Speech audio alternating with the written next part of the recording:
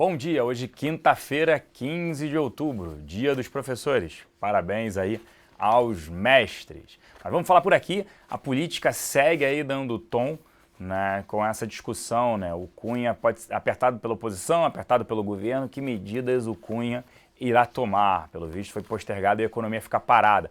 O próprio Renan Calheiros ontem admitiu votar os vetos, né, só em novembro. A gente ainda está em outubro, meados de outubro. Por que só em novembro? Porque eles estão esperando para ver o que acontecerá.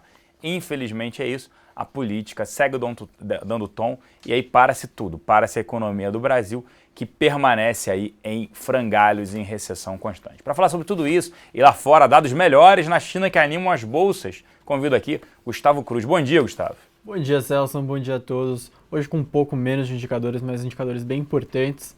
Começando lá por fora, então, na China a gente teve os dados de novos empréstimos. O que significa isso? Um dos principais indicadores está medindo todos aqueles estímulos que o governo chinês tem feito para tentar estimular a economia, tentar alcançar os 7% que eles projetam de crescimento nesse ano, estimular os empréstimos, que os bancos concedam mais empréstimos, e aí todo mês eles divulgam se realmente os novos empréstimos subiram ou não, e eles não estavam conseguindo que esse número de novos empréstimos subisse, não estavam conseguindo estimular os consumidores e os bancos, tanto os bancos a concederem empréstimos, tanto os consumidores e as indústrias a buscarem, mas dessa vez eles conseguiram, foi um dado que é bem positivo. Ele alcançou 1 trilhão de yuans, que, só para fazer uma aproximação, é cerca de 165 bilhões de dólares. E o mercado está vindo de 800 bi, o mercado só achava que ia subir para 850, então subiu de 800 para 1 trilhão. É uma alta bem positiva, surpreendeu bastante os mercados e teve um impacto positivo lá fora. As bolsas reagiram muito bem, porque, relembrando, é um dos indicadores que mais demonstram se a política econômica que eles estão tentando fazer para estimular o crescimento do país está funcionando ou não. Então, um indicador que refletiu bem lá fora. Outra parte que estimulou os mercados lá foi do Banco Central Europeu, um membro deles, do conselho diretor, falou que está bem preocupado com a inflação, que eles estão vendo que a queda do preço de petróleo afetou bastante a inflação da zona do euro, que é normal, a zona do euro é bastante importadora, com alguns países menos, outros mais, mas de qualquer forma no bloco, no G em si, importa bastante. E ele falou que isso teve uma consequência deflacionária, como já era esperado, e talvez seja necessário mais estímulos para que a Europa consiga sair dessa situação de deflação e depois disso retomar um crescimento um pouco mais acelerado do que eles estão vendo, com uma inflação um pouco mais controlada, mas ele admitiu que eles não estão conseguindo chegar nem perto da meta que eles projetam de 2%, e isso deve fazer com que eles façam novas medidas de estímulo. Na parte doméstica, a gente teve hoje pela manhã o IBGE divulgando a pesquisa mensal de serviços de agosto. Lembrando que o IBGE sempre soltava só o dado de receita, dessa vez pela primeira vez a gente teve o dado de volume. O dado de receita foi que a receita cresceu 1% em agosto, é um dado ruim, mesmo que seja de crescimento, porque é o segundo menor dado desde o início da série em 2012. Na parte de volume, que é a novidade, o volume do setor de serviços recuou 3,5% na comparação anual e está com queda de 2,6% nesse ano de 2015. Então, mostrando que o setor está sofrendo bastante. Eles destacaram ainda que dois segmentos caíram muito, foi o segmento de serviços prestados a famílias, que recuou 8,2%, e serviços profissionais administrativos, que recuaram 5,2%. Então, depois de ontem a gente ter as vendas do varejo que decepcionaram, hoje a pesquisa mensal de serviços também veio bem crítica. Então, mais um motivo para os economistas revisarem para baixo suas expectativas de crescimento da economia. Na parte política, a gente está tendo de novo o Lula bem ativo, bem intenso na articulação para tentar convencer o Cunha, conseguir salvar o Cunha para convencer ele a barrar todos os pedidos de impeachment contra a presidente Dilma, então tentando salvar a Dilma e por consequência salvando o Cunha. Mas o Cunha admite que está sendo também cortejado por adversários da presidente Dilma e diz que não há nem guerra nem trégua. Também o Cunha comentou sobre o Conselho de Ética, que disse que a votação dele ocorrerá antes do prazo de até 90 dias, disse que até o final desse ano já vai votar. Ele falou que quem não deve não teme e se mostrou como sempre bem sereno, bem simples quando é acusado de qualquer coisa. Eu vou devolver agora para o Celso. Hoje a gente tem de destaque o diretor de política econômica do Banco Central, Altemir Lopes, em reunião na comissão na Câmara, e acho que é o principal destaque. Além disso, a gente tem o diretor da Fitch Ratings, que está participando de um seminário. Lembrando que a FIT hoje tem uma declaração interessante no jornal, falando que está criticando o Banco Central intervindo bastante no câmbio, falando que devia deixar flutuar ainda mais para chegar, quem sabe, até 5. Mas, de qualquer forma, esses são os destaques de hoje. Passo agora para o Celso. Espero que todos tenham um ótimo dia. Com você, Celso. Obrigado, vamos lá por aqui. O fluxo na casa ontem foi net, os locais net vendedores em 25 milhões de reais. Destaque na compra para Brasil Foods, Vivo e Loja Renner. Destaque na venda para Suzano, Bradesco, Fibra, Vale 5 e BB Seguridade. Nas duas pontas, Ambev, Itaú, Petro 4, Ultrapar e Petro 3. Os estrangeiros terminaram o dia net vendedores também em 63 milhões de reais, com destaques na compra para Cetip, Petro 3, Cesp e Copel 3, além de Taesa. Destaques na venda, Ambev, Itaú, Lojas Renner, Bradesco e Embraer. Nas duas pontas, Vale 5, Petro 4, Vale 3, PK e Vivo. Vale destaque na XP Securities, nosso escritório tanto em Miami, nossos escritórios tanto em Miami quanto em Nova York. Eles informaram que os volumes nos Estados Unidos continuam baixos, tá? O S&P, por exemplo, ontem negociou quase 30% abaixo da sua média diária. Vale esse como destaque, volume menor do que as expectativas. Por aqui, a parte de empresas, Embraer anunciando seu backlog, a sua carteira de pedidos firmes, e permanece bastante elevada na casa de 22 bilhões de dólares. A gente reitera o call positivo com o ativo e principalmente por conta da sua exposição à moeda estrangeira, no caso o dólar, que a gente acredita que a tendência seja para cima. Ambev e SABMiller, né? Aí o acordo como é que fica? Discussões sobre que a Ambev talvez não participe dessa compra da SABMiller, que quem está comprando é a sua controladora, a Anheuser-Busch InBev. Essa discussão, né, tem feito até com que as ações sofram, né? As ações caíram bem, a gente já recomendou uma proteção no ativo. O ativo estava R$ 20,35, já apresenta uma queda de mais de 9,5% nesse curto período de tempo. A Ambev só no mês de outubro ela vem underperformando o índice em mais de 9%, quase 10%. Isso muito por conta não só do seu valuation elevado, mas também da possibilidade de utilizar o caixa líquido da companhia, mais de 5 bilhões de reais, para comprar a SAB Colômbia, para ajudar a Anheuser-Busch InBev. Essa discussão, né? Essa proteção vem dando certo, que a gente recomendou. A gente ainda acha um ativo caro, mas pode agora apresentar no curto prazo até uma performance, um desempenho positivo, muito por conta, né, dessa discussão. Será que a Ambev não participará mais desse deal? Isso tenderia a ser positivo no curto prazo para a empresa. Apesar de faz todo sentido a Ambev participar, né, ela compraria a SAB Colômbia, o mercado aqui do lado, ela entraria no mercado da Colômbia muito mais forte, tendo um market share bastante elevado. Educação, a Croton anunciou aí, a empresa informou que a base de alunos cresceu 4% no terceiro TRI, na comparação anual. E vale destaque, o número de novos alunos do FIES caiu 84%, então foi bem interessante que apesar de não utilizar o FIES, a base de novos alunos via FIES caiu 84%, ela conseguiu novos alunos, então ela conseguiu manter a taxa de evasão estável, dado positivo para a companhia, a gente vem destacando isso, o setor educacional nesse momento de crise, Estácio e Croton tendem a apresentar um melhor desempenho. Pelo tamanho que elas têm acesso a crédito, elas são maiores, a consolidação também deve acontecer, então a gente reitera o nosso call em Croton. O Estácio também falou que prevê crescimento esse ano da base de alunos entre 3% a 6%, reiterando o call também da Croton. Braskem falou que uma unidade ontem à tarde pegou fogo, né, um incêndio na polo petroquímico de Capuava, em Mauá, na Grande São Paulo. Ela produz ali 700 mil toneladas de eteno, né? Isso afeta um pouco mais, diria, que é pequeno perto do todo da companhia. O grande ponto aí que a gente não recomenda ativo, que a gente acredita que Petrobras e Odebrecht queiram se desfazer dele, né, da parte de desinvestimentos, dado que o Odebrecht precisa de dinheiro e também a Petro.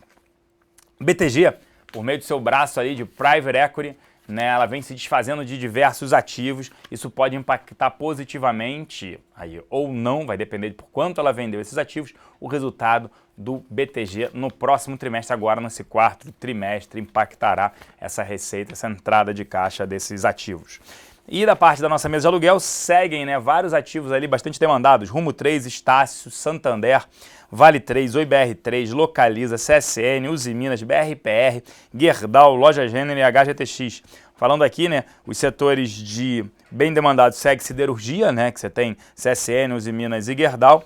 Vale 3 também bastante demandado, então seguem aí o setor de commodities bastante demandados, né. Na ponta, posição short sobre o free float, Uzi Minas segue com 16%, BRPR com 16%, Tecnisa com 15%, Hering com 11,5%, Magazine Luiza com 11,4%, Cyrela com 11,2% e CSN com 10,88%. Eu vou checar aqui se eu posso passar aqui com a produção, se eu posso passar para o Thiago Salomão. Bom dia, Salomão! E aí, quinta-feira, 15 de outubro, dia dos professores, tudo bem?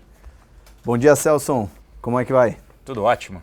Celson, o mercado hoje já deve abrir querendo continuar a correção, mas o noticiário político volta a ficar em evidência. Quem diria que o Lula agora pode ser o salvador do Cunha, que pode ser a salvadora da Dilma, que vai salvar o Cunha também. O jogo político está cada vez mais incerto no Brasil, né? Ontem eu vi uma entrevista com um gestor do BTG, ele falou um ponto bem interessante, que a gente retrocedeu muito nesse sentido, né? Porque em economias desenvolvidas, o risco político afeta muito menos o preço das ações, né? E a gente está vendo aqui cada novidade no rumo político das coisas. O mercado tem reagido de uma maneira muito forte, isso mostra um retrocesso do Brasil nesse sentido, né, Celso? Não, concordo plenamente, a gente depende disso. O Renan Calheiros já falou que não vai votar nada antes de novembro, o que é péssimo, economia em frangalhos, e aí a parte política, cada um tentando defender o seu, né, preocupado com o seu e não preocupado com a economia. Esse é o maior problema. A gente prevê aí uma recessão esse ano de 3%, ano que vem uma queda de 1,5%. Mas agora, pelo menos lá fora, vem ajudando, dados melhores na China, devem impulsionar a Vale hoje, deve ajudar um pouco o mercado por aqui. Mas a gente segue preocupado justamente com esse cenário de política. Passar para você, Salomão, um grande abraço, uma excelente quinta-feira. Até lá. Valeu, Celso. Bom, tá começando Infomoney na Bolsa, seu giro diário de notícias com tudo o que você precisa saber para operar no mercado nessa quinta-feira, 15 de outubro de 2015. Dia que o mercado começa a mostrar uma continuidade da alta de ontem. Vamos dar uma olhada no gráfico aqui do Ibovespa Futuro rapidinho. Ele já perdeu força em relação à alta da manhã, mas nesse momento está subindo 0,32%. A gente chegou na máxima do dia, chegou a marcar alta de quase 1%, né? A gente chegou a subir 0,93% na máxima do dia. Ao mesmo tempo, o dólar, que abriu em queda, já virou para alta, né? Então, talvez o movimento corretivo do mercado pode estar chegando ao fim. Você vê que o dólar abriu, o dólar futuro chegou a cair 1% e agora já sobe 0,4%, já voltando a 3,85%, querendo chegar nos 3,86%. Bom, passar rapidamente o grande driver do mercado das bolsas internacionais e também da Bolsa Brasileira hoje deve ficar com a queda na aposta de alta de juros nos Estados Unidos nesse ano, né? Ontem saiu o livro Bege, que é um relatório que compila a opinião dos Estados Unidos sobre o andamento da economia, de fato. O Federal Reserve divulga esse relatório e mostrou que a economia não está se recuperando tanto quanto era esperado, né? Alguns distritos chegaram a citar que o dólar forte é o principal fator que tem pressionado a atividade industrial, assim como os gastos com turismo. E somando isso aos indicadores divulgados recentemente, a aposta de alta de juros em dezembro já caiu para 27%, segundo dados da Bloomberg mostram isso, que a aposta só supera 50% para abril de 2016, ou seja, o mercado só está predominantemente apostando em alta de juros só a partir de abril de 2016. Antes disso, tem muito mais gente apostando em manutenção dos juros nos Estados Unidos entre 0 e 0,25 do que elevação. O impacto disso a gente já fala desde que começou a se falar de alta de juros nos Estados Unidos, mas basicamente quando subir os juros por lá, vai ter uma migração de capital das economias emergentes, principalmente o Brasil, né, economias mais frágeis, para voltar para os Estados Unidos. Então, qualquer adiamento acaba sendo um respiro, principalmente para bolsas, e a gente vê nesse momento o mercado americano marca alta de 0,7%, os índices americanos, entre 0,6% e 0,7%, e na Europa estão subindo mais de 1%, né? Um movimento natural de otimismo no mercado, caso os Estados Unidos não eleve os juros esse ano. Além disso, teve os dados que o Celso falou da China, né? Os bancos chineses liberaram 1,35 trilhão de yuans, o equivalente a 165 bilhões de dólares, dado que surpreendeu os economistas que aguardavam uma expansão modesta nos novos empréstimos de setembro. Bom, passando para o noticiário político, o grande destaque fica com a aproximação do PT ao Eduardo Cunha, né? O novo ministro-chefe da Casa Civil, Jacques Wagner, está negociando com o presidente da Câmara dos Deputados um acordo mútuo para evitar a cassação do mandato de Cunha e, ao mesmo tempo, engavetar os pedidos de impeachment da presidente Dilma Rousseff. O acordo foi o tema de um almoço que o vice-presidente Michel Temer teve com o Renan Calheiros ontem no Palácio Jaburu. E há uma desconfiança mútua, mas os dois lados sabem que dependem um do outro nesse momento. Isso pode ser um grande entrave e o governo vai ter mais tempo para apurar a sua defesa. Ainda no tema impeachment, o PSDB deve registrar hoje o novo pedido de impeachment contra a Dilma. Segundo o líder da Câmara do PSDB na Câmara, o Carlos Sampaio, esse documento deve incluir aquelas pedaladas desse ano, né, que o PSDB queria incluir, já que um argumento utilizado da defesa era que a Dilma não poderia sofrer um impeachment com pedaladas feitas no governo anterior, né, mas com a hipótese de que ela também fez essas pedaladas nesse ano, aí o impeachment ganha mais força. O ministro do TCU mandou investigar se as manobras se repetiram em 2015 e o caso se torna agora oficialmente uma auditoria e terá que ser julgado pelo plenário do TCU. Bom, aí fechando a pauta política, o Lula se reunirá hoje com a Dilma Rousseff e ele quer que o PT feche um acordo com outros partidos da base aliada para barrar a investigação contra o Eduardo Cunha no Conselho da Ética por quebra de decoro parlamentar.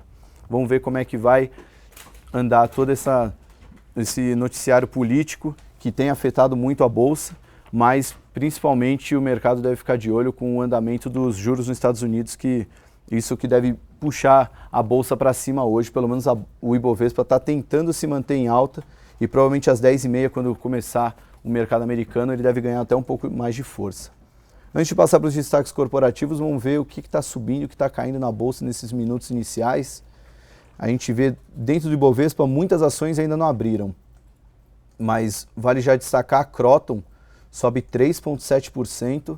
A Kroton divulgou dados operacionais. Ela afirmou que obteve um crescimento de 4% na captação total de alunos de graduação no terceiro trimestre, na comparação com o terceiro trimestre de 2014. E um dado bem expressivo, o número de novos alunos via FIES caiu 84% nessa comparação.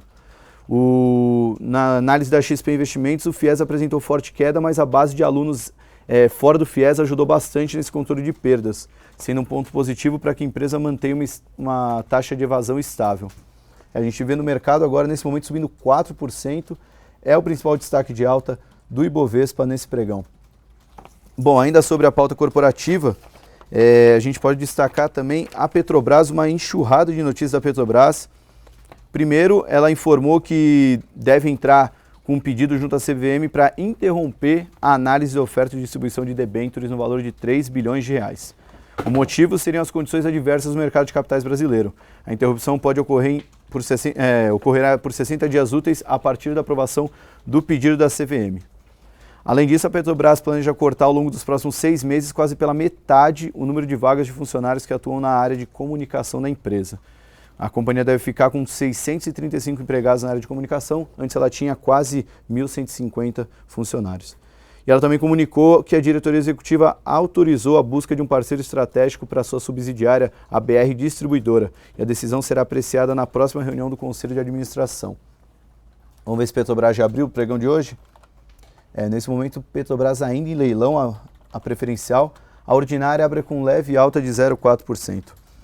Ainda sobre as principais blue chips, vale destacar a Ambev, que muito se falou sobre se ela vai ser utilizada ou não para a Bembev fazer a fusão da SABMiller. A Ambev tem uma ótima estrutura de caixa, né, dívida negativa. Isso poderia ser uma ajuda para a Bembev fazer a grande aquisição da SABMiller, que gira em torno de 106 bilhões de dólares. E isso pesou muito forte nas ações da Ambev. A gente pode mostrar rapidinho aqui no gráfico. O papel da Ambev chegou a cair 5,5% nessa semana. Ontem ele chegou a cair mais 1,5% e hoje mostra uma leve recuperação na faixa de 1,36% de alta, mas ainda assim, desde a máxima histórica que ela alcançou semana passada até ontem, uma queda de 10%. O mercado fica incerto sobre como a Ambev vai ser utilizada nesse acordo. Mas hoje saiu uma notícia, a Bloomberg que deu a notícia, citando uma fonte familiarizada no assunto, de que a Bembev planeja vender 55 bilhões de dólares em títulos para efetuar o acordo da compra da SABMiller. Isso pode trazer um fôlego para a Ambev, já que vai diminuir pela metade o custo da aquisição, já que a compra está em 106 bi, os 55 bi, mesmo que vá para a conta da Ambev, já vai ser metade do que era esperado. Mas ainda são só rumores, o mercado ainda vai ficar um pouco reticente sobre como a Ambev vai ser utilizada nessa negociação. Dia hoje ainda conta com a análise do Conselho de Administração da Vale, da proposta de reduzir para 500 milhões de dólares a segunda parcela de dividendos de 2015. A gente já vem anunciando que a Vale planeja cortar dividendos para focar na melhoria de caixa e isso vai ser analisado hoje pela diretoria da empresa. Ainda hoje a gente vai ter o leilão da OPA da Souza Cruz, às 15 horas, horário de Brasília, na BMF Bovespa. Souza Cruz deixando o mercado de ações, um dos papéis que mais deu felicidade aos investidores de longo prazo. Se a gente pegar aqui o gráfico mais de longo prazo da Souza Cruz, a gente vê lá em 2002 a ação já ajustada de dividendos na faixa de R$1 e vai deixar a bolsa aqui na faixa de preço em torno de R$27. Um dos papéis que, principalmente investidor com foco em longo prazo, ela sempre foi uma ótima pagadora de dividendos, distribuía lucros consistentes, menos um titã na Bovespa, né? E um pouco antes da bolsa abrir, o BB Seguridade aprovou a recompra de até 10 milhões de ações num prazo de 12 meses. Vamos dar uma olhada se o BB Seguridade já respondeu à notícia. O papel ainda está em leilão, só deve abrir às 10h18. Vamos ver se o preço... BB Seguridade fechou a 28,21 o último pregão. Ainda não tem um preço teórico, mas o melhor preço de compra dá uma alta na faixa de 4%, mas a gente só vai saber lá para as 10h18. BB Seguridade foi um papel que sofreu muito desde abril desse ano, chegou a acumular perdas de mais de 30%, era uma das queridinhas da Bolsa, só que vem sofrendo no mercado juntamente com a piora da economia. E mais um banco de investimentos rebaixou projeções para o setor financeiro. Dessa vez o Citi divulgou um relatório para os seus clientes. Ele rebaixou a recomendação de Itaú Unibanco para neutro e colocou a ação do Banco do Brasil para alto risco. Ele cortou as estimativas de lucro por ação das instituições para 2016 e 2017. Lembrando que na terça-feira as ações do setor financeiro caíram muito forte, acumularam perdas de 24 bilhões de reais de valor de mercado, Itaú, Bradesco, Santander e Banco do Brasil, por conta de o dia foi bem negativo, mas colaborou a isso o relatório do Credit Suisse, rebaixando a recomendação dos bancos. Vamos ver se esse relatório do Citi teve algum peso nas ações do setor financeiro. Nesse momento, Itaú sobe 0,6, mercado reagindo com menos pessimismo ao relatório do Citi. Vamos ver se o Bradesco, como é que está. O Bradesco também subindo 0,6 e o Banco do Brasil subindo 1,7%. O dia continua predominantemente positivo para o mercado, embora muitas ações ainda não tenham aberto no pregão. A Petrobras já subindo 1%, Vale subindo 1%, Ambev subindo 1%. Vamos ver como é que o mercado vai reagir após a abertura do pregão dos Estados Unidos. BB Seguridade ainda não iniciou o pregão, está aguardando o leilão de abertura, deve abrir com uma forte alta por conta da recompra. E esses são os destaques da nossa pauta. Queria destacar aqui da redação, fizemos duas matérias muito legais, a gente vai mandar no chat aí para vocês. Uma delas é uma análise de Pão de Açúcar. A ação caiu muito forte nos dois últimos pregões, foram duas novidades negativas, né? Os dados prévios da empresa que reforçaram que ela deve ter um terceiro trimestre tão ruim quanto os outros. E ontem saiu o resultado das vendas de varejo divulgado pelo IBGE, mostrando um resultado bem pior que esperado, muito por conta das vendas em supermercado. A ação do Pão de Açúcar vem caindo muito forte no ano. Nesse momento, é um papel que já chegou a valer mais de R$110 e hoje está cotado a R$52, né? E isso aí foi de agosto para cá, né? Uma queda de mais de 50% em pouco mais de 2 meses. O papel que vem sofrendo muito na Bolsa. Vou destacar também uma matéria que a gente fez ontem sobre a disparada da Ânima. Quem acompanha o mercado com mais frequência já percebeu o movimento de short squeeze, né? Quando acabam o papel disponível para alugar e quem está vendido no papel corre para fechar a operação. A Ânima deu uma aula de short squeeze ontem, né, para um outro tipo de short squeeze. Era um grande acionista que tinha uma forte participação na empresa e deixou disponibilizados esses papéis para serem alugados e ele anunciou que vai retirar esses papéis. Com essa retirada teve uma forte corrida dos investidores, então não foi nem por um aumento na procura para vender a ação, mas sim por falta de oferta do papel. Vamos dar uma olhada no gráfico aqui da Ânima. Hoje ela volta a subir 6%. Ontem ela já tinha subido 6%, né? Ela fechou ontem com alta de 6,31. Com essa alta acumulada já chega a 12% em 2 dias. Lembrando que do começo do mês para cá, ela já subiu mais de 40%, com destaque naquele pregão que ela subiu 17%, também se falava de short squeeze na semana passada, que ela teve uma alta bem impressionante, muito mais forte que o restante do setor. Por último, queria destacar a planilha que a gente fez ontem, já divulgou ontem, a gente vai mandar de novo, uma planilha muito legal sobre como filtrar boas empresas na Bolsa, através da análise fundamentalista, uma planilha que o investidor mirim da Bolsa, o Felipe, de apenas 10 anos, ele utiliza essa planilha para filtrar boas empresas. É uma boa forma de mostrar que não é tão complicado assim a gente encontrar boas empresas, desde que você tenha um bom direcionamento, tenha um plano bem metódico, bem prático de definir o que são boas empresas e empresas ruins. Nisso você vai achar empresas com bons fundamentos, se estão caras ou baratas, se vale a pena encarteirar. A gente vai mandar o link da planilha para vocês, vale muito a pena baixar. Ontem mais de 1.500 pessoas já baixaram a planilha e elogiaram bastante. Espero que vocês gostem. Eu me despeço aqui, daqui a pouco abre a BB Seguridade, a gente vai ver se vai ter uma forte alta ou não. 10h30 Estados Unidos abre e a Bolsa pode ganhar um pouco mais de força, mas fiquem de olho no noticiário político e principalmente no noticiário sobre alta de juros dos Estados Unidos. Tenham todos um bom pregão e até amanhã com mais um InfoMoney na Bolsa. Até lá!